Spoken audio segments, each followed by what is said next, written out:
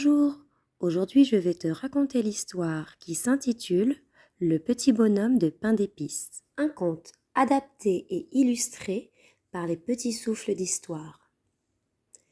Il était une fois, dans une petite maison toute douce, une vieille dame qui adorait cuisiner.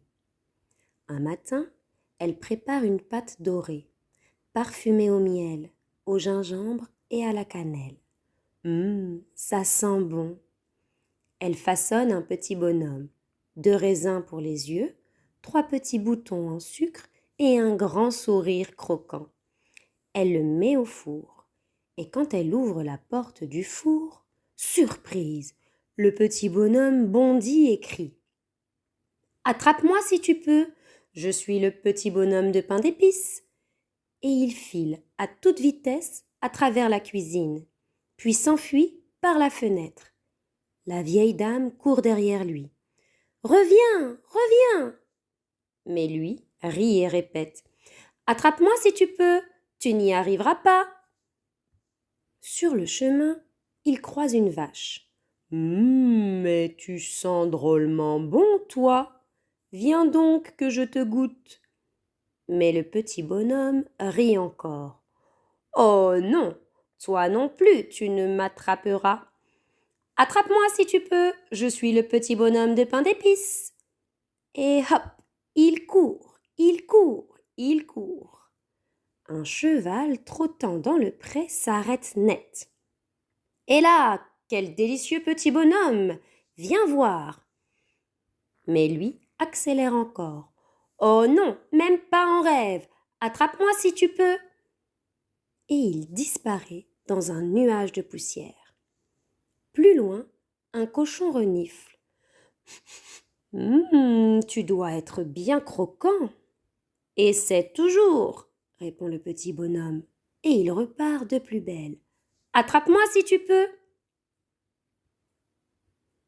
Le petit bonhomme de pain d'épices courait depuis si longtemps qu'il en avait les boutons de sucre tout chauds et les jambes de pâte un peu tremblantes.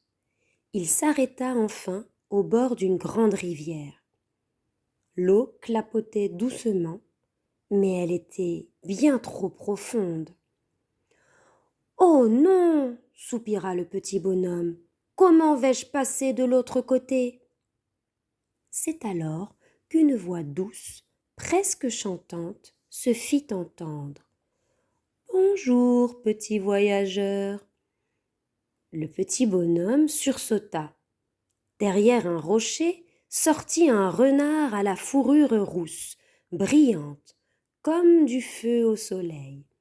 Il avait des yeux dorés, malins, mais tellement doux qu'on avait envie de lui faire confiance. « Tu as l'air bien pressé, dit-il en s'approchant calmement, et surtout fatigué. Où vas-tu comme ça? Je me sauve, répondit le petit bonhomme. Tout le monde veut me manger. Le renard secoua la tête, faussement choqué. Te manger? Oh non, non, non, quelle idée! Moi, je suis un renard, gentil, tu sais. Regarde-moi, j'ai l'air dangereux, moi. Il prit une pose élégante, la queue en éventail, la truffe levée. Il avait l'air tellement sûr de lui et tellement poli. Le problème, continua-t-il, c'est que cette rivière est bien trop haute pour tes petites jambes de biscuit. Mais si tu veux, je peux t'aider à traverser. Oh, tu peux? Demanda le petit bonhomme, les yeux brillants. Bien sûr. Monte donc sur ma queue. Elle flotte très bien. Le petit bonhomme hésita un instant, puis se dit: Après tout, il a l'air vraiment très gentil. Alors, il grimpa sur la queue du renard. Celui-ci entra dans l'eau en nageant doucement. Mais très vite le renard dit: Oh là là, petit bonhomme, l'eau monte, tu vas être mouillé. Grimpe plutôt sur mon dos, tu y seras plus au sec. Le petit bonhomme lui fit confiance et se hissa sur son dos.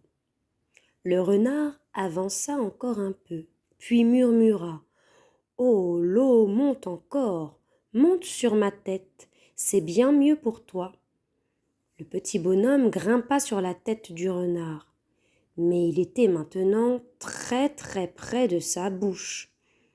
Le renard gardait les yeux fixés sur la rive, avançant lentement. Puis il dit d'une voix presque mielleuse: « Oh, encore un petit effort, approche-toi, juste un tout petit peu. » Et soudain, le renard ouvrit grand la bouche. Crac! Il le croqua en un seul coup. La rivière continua de couler, les oiseaux continuèrent de chanter, et le renard, tout fier, s'échappa dans la forêt, les moustaches frémissantes. Moralité: quand quelqu'un est trop gentil, trop doux, trop parfait, il faut toujours se méfier. Et l'histoire est terminée. Et je te dis à bientôt pour de nouvelles aventures avec les petits souffles d'histoire. Abonne-toi!